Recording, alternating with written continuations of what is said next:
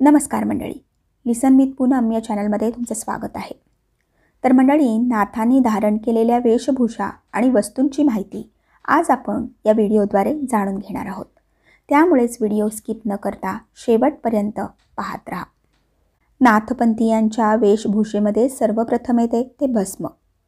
तर मंडळी, भस्माला विभूती असेही म्हणतात। काही ठिकाणी क्षार असाही उल्लेख आढळतो। भस्म हे योग्यांच्या वेशभूषेचे एक आवश्यक अंग आहे।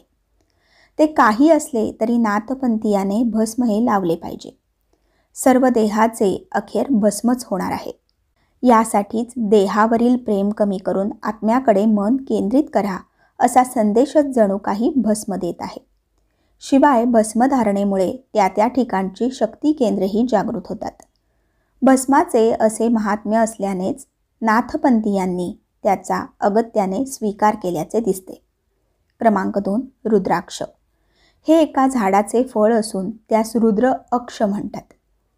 शिवाचा नेत्र असा शब्दाचा अर्थ आहे। जपासाठी रुद्राक्ष माळ वापरतात।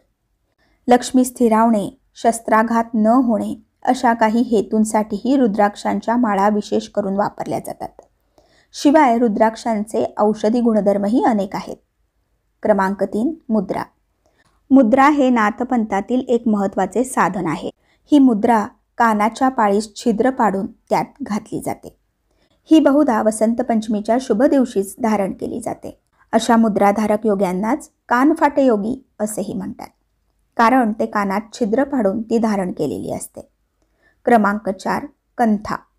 कंथा हे भगव्या रंगाचे वस्त्र। यालाच गोधडी अथवा गुदरी असेही नाव आहे।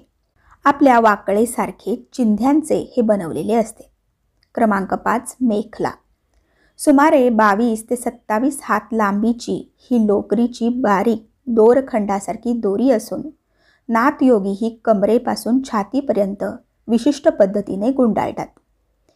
ही कटिबंधिनी मोळ्याच्या दोरीची करतात, कधीही मेंढीच्या लोकरीचीही असते।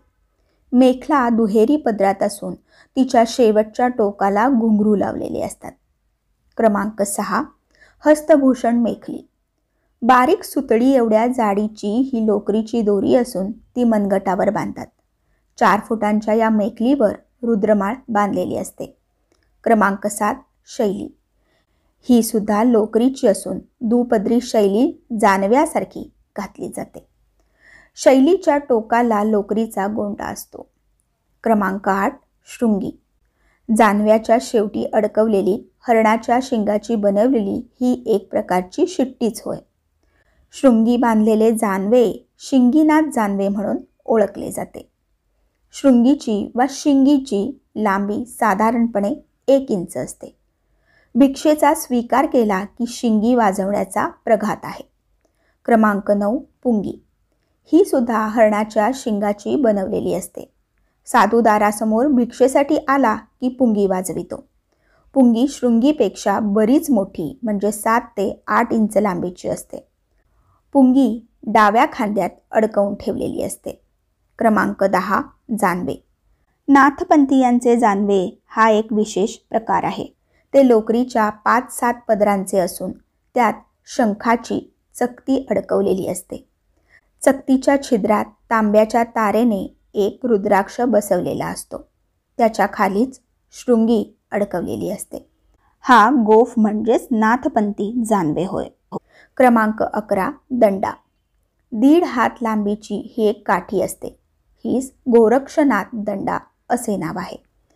नाथपंथी साधूच्या हातात ती असते। क्रमांक 12, त्रिशूळ। साधनेत विशेष अधिकार प्राप्त झाला की त्रिशूळ वापरतात। नवनाथ श्रेष्ठी त्रिशूलधारी होते।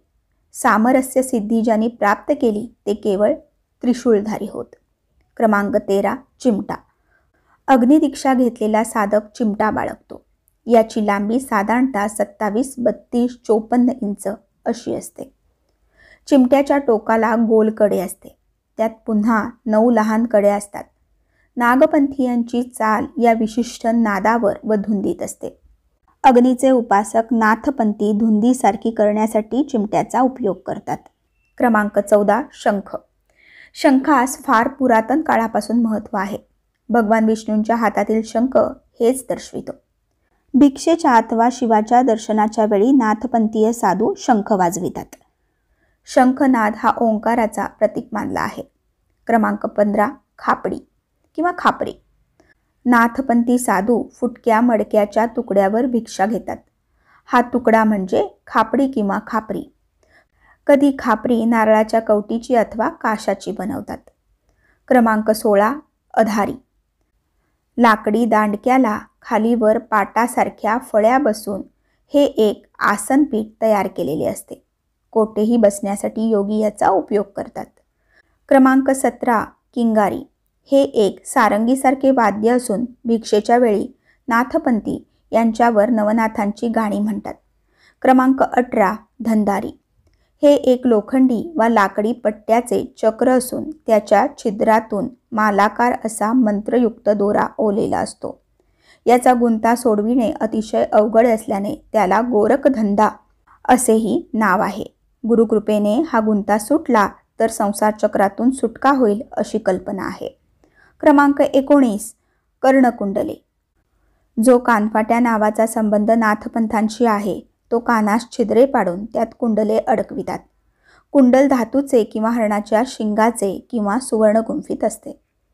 तर मंडळी, आशा करते तुम्हाला हा व्हिडिओ माहितीपूर्वक नक्कीच वाटला असेल. त्यामुळेच व्हिडिओला लाईक करा आणि जास्तीत जास्त लोकांपर्यंत हा व्हिडिओ शेअर करून आपल्या या लिसन विथ पूनम या चॅनलला सबस्क्राईब करायला विसरू नका. धन्यवाद. श्री स्वामी समर्थ.